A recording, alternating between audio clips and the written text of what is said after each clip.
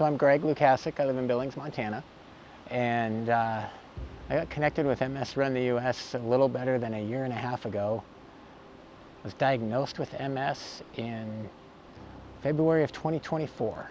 And it's kind of a crazy day when that happened. Explained a lot of stuff that was going on. So one of the things my doctor said I could do is stay active and run, and I was kind of already a runner, not like a super ultra runner or anything, but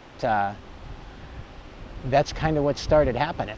You can't just do it for yourself. You got to do it for something that matters. And so I was really happy to find this organization and make these miles matter. I had not a lot of time to put this together. Like when I ran segment 3 last year, I had 7 months to figure it out, get my head in the game. This one I've had 3.5 weeks. And when I landed in Nebraska, it was the first time I'd ever set foot in Nebraska. When we crossed the bridge into Council Bluffs, that was the first time since I was about that tall that I'd set foot in Iowa. So in a sense, it's like being in each state for the first time. And so probably with that, I think maybe the biggest challenges this week have been weather related. Not that it's probably a fairly typical weather for Nebraska and Iowa. It's high heat, high humidity. You know, in Montana, if we get a 30% humidity day, that's a pretty high humidity day. Out here, I mean, we've seen 70, 80% humidity during these runs. They call this area the Great Plains. There isn't a flat spot on Highway 6. So when I had just finished the Colorado Marathon back on May 3rd, and Coach Caitlin says to me, hey, this segment came open, are you interested? I'm like, well, I mean, I could be. How am I gonna fundraise for this? You know, I just ran a marathon, albeit not a very good one, but well, maybe I can do this. Let's see. So I spent a little time in prayer over it, and it was just a little time when I really felt that lead telling me, yeah, you need to step in and do this. And I was like, okay, what about the fundraising? There's no way I can raise $10,000 in 3.5 weeks. Not gonna happen, right? Well, all of a sudden, I call it God showing up. I sent out a couple emails to some people, a few donations started rolling in. My wife and I kept praying about it, and all of a sudden a few more started rolling in.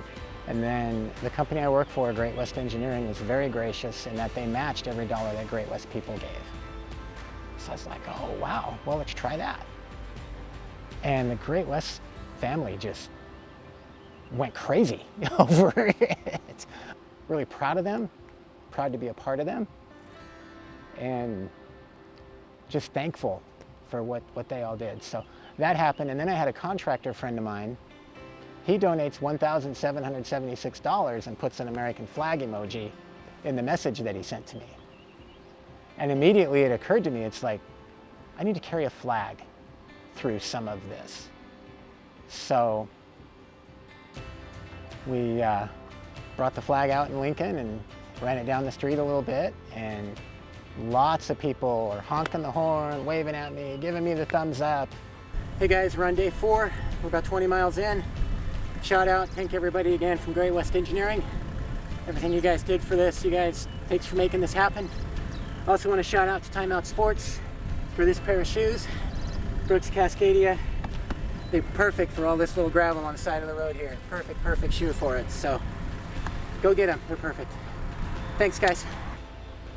I get to just like separate from the stress of life and just come out here and just run and help people with a cause that's become deeply personal to me. The MS diagnosis came in 2024, and a lot of the symptoms kept kind of creeping up. I wasn't sure if it was just, you know, at the time I'm 48 years old, right? Okay, I'm getting blurry vision. Okay, you know, you get blurred vision when you're 48, right? I was getting tired a lot more. I was feeling lethargic a lot more, and I'm like, well, this just doesn't feel right, but you know, I'm not 25 anymore, so maybe this is just part of getting old. And then one morning I woke up in November of 2023 and like was tingling everywhere. I'm like, okay, this isn't right. There's something up here. It wasn't as crushing as I thought it would be. You know, I didn't really know, okay, what's it mean to have MS? And I've seen some patients in the waiting room. I know a few people who've had much more severe cases than I've had, or they've had attacks that, in the words of my doctor, an MS attack always leaves a little something behind for you. So each attack could maybe debilitate you a little bit. Since getting diagnosed, we've worked really hard on changing diet, getting more involved in exercise, getting more consistency in exercise. And my doctor said stay active. I don't know if going 150 miles on 6 days is what she had in mind, but she didn't say no. The good news for me so far has been after 2 years, we've had a diet change. I'm on a medication type thing that they've got me going on, and I've had zero progression. Still have my days where I don't feel well, but it hasn't progressed to the point where I need to worry about it. So I feel really blessed in that regard. I feel very blessed to be able to run. Yeah, I just feel very blessed to still be able to be active, because I've seen a lot of people who can't. And as long as we can stay active, we're gonna keep doing this. Like I said, we want these miles to matter. And I've got a little tagline that came to me one day. I was talking to a bunch of kids at a church event that I usually help with once a year, and telling them about last year's segment 4. And I said, you know guys, life is going to deal you subordinary conditions. You can still go be extraordinary. Is MS subordinary? Yeah. But we can still do extraordinary things, every one of us. So maybe it's not running for some people, but